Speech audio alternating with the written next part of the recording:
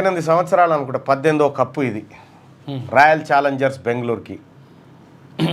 విజయ్ మాల్యా నువ్వు ఎక్కడున్నా కూడా ఇవాళ నీ జట్టు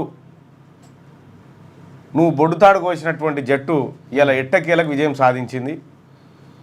అయాల ఆర్సీబీ ఇత్తనం నాటి అవతల పడ్డావు, నువ్వు వెళ్ళిపోయినావు. ఇవాళ అందరికంటే ఎక్కువ మొత్తం భారతదేశంలో ఉన్నటువంటి ఫ్యాన్స్ అందరికంటే ఎక్కువ విజయ్ మాల్యా కన్నీళ్ళు పెట్టుకోవచ్చు నాకు తెలిసి. ఎన్నేళ్లకు నా కంపెనీ విజయాన్ని సాధించింది అనేది. సరే ఇప్పుడు అది ఆయన చేతుల్లో లేదు, అదొక మళ్ళా లండన్ కంపెనీ చేతుల్లోకి వెళ్ళిపోయింది 2016 వ్యవహారంలో.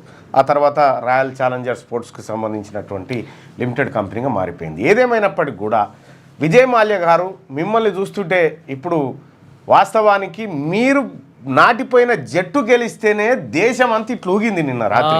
ఇట్లా ఇప్పుడు మీరు వస్తే ఎంత ఆనందపడుతుండొచ్చు. వచ్చి తీసుకోపోయి అట్లా గుంజి అట్లా కొడితే ఏంలా జైల్లో పిల్లి ఏమన్నా కొడితే అట్లా కాదు, అట్లా కాదు. మీరు వస్తే మీకు ఎంతమంది అంటే మీరు ఏమనుకుంటారు అంటే ఆడ కూర్చొని నాకు ఎవరు లేరు, ఇక నన్ను ఎవరు పట్టించుకోరు, నిన్ను పట్టించుకోవడానికి ఇన్ని కోట్ల మంది ప్రజలు రోడ్ల మీదకి వచ్చి ఎగురుతూ ఉన్నారు, దుంకుతూ ఉన్నారు.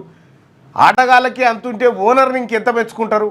అందుకోసమే వీలైతే తొందరగా వచ్చి ఒకసారి ఆటగాళ్ళను చూసన్నపో, భారతదేశాన్ని వలకరించన్నపో. విజయ్ మాల్యా ఎన్నోసార్ల నువ్వు మీ కొడుకు ఎంత హంగామా చేసేది స్టేడియంలో, హీరోయిన్లను వాళ్ళని రకరకాలు ఎన్ని అంటే అన్ని చేసిరు. ఇవాళ అసలు టైంకు నువ్వు లేకపోతుంది. ఇవాళ గెలిచి ఇవాళ నువ్వు గ్రౌండ్ అంతా ఉరకాల్సిన టైంకి నువ్వే లేకపోతే 18 ఏళ్లకు. ఈ ఆర్సీబీ గెలుపు నిన్న గ్రాక్ను కూడా అడిగినాం మనం పొద్దుగాల, ఎవరు గెలుస్తట్టు అంటే జర్ర ఆర్సీబీ గెలుస్తట్టుందని అది కూడా చెప్పింది అన్నట్టుగానే. సరే గెలిచిరు, దానికి కారణాలు అనేకం అనుకో. ఒకానొక దశలో బెంగళూరు జట్టు అసలు ఈసారి కూడా అయిపోయినట్టేరా అనేటువంటి పరిస్థితి నుంచి మొత్తానికి విజయాన్ని ముద్దాడింది. బెంగళూరు జట్టు గెలిస్తే ఎక్కడెక్కడి జట్ల జనం అంతా మా వాళ్ళే గెలిచిరు అనేటువంటి తాపత్రయం కనిపించింది. ఇక్కడోళ్ళు కూడా తెలంగాణలో ఎక్కడ చూసినా అదే ఖుషి, అదే దుంకుడు, అదే ఎగురుడు.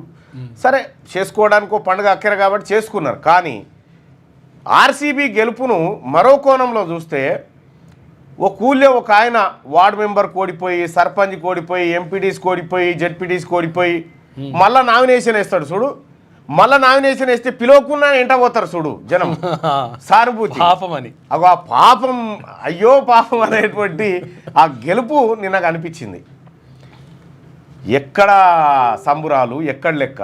మరి పంజాబ్ గెలిస్తే ఈ తరీకాలో ఉండేదో ఉండదో నాకు తెలియదు. కానీ లేటెస్ట్ న్యూస్ తెలుగు మరియు ఇంగ్లీష్ అప్డేట్స్ కోసం ఇప్పుడే క్యూన్యూస్ అఫీషియల్ యాప్ని ప్లే స్టోర్ నుండి డౌన్లోడ్ చేసుకోండి. సరికొత్త సమాచారాల కోసం క్యూన్యూస్ వెబ్సైట్ని ఫాలో అవ్వండి. ఛానల్లో ప్రాంతీయ, జాతీయ, అంతర్జాతీయ వార్తలు వీక్షించండి. లైక్ చేయండి.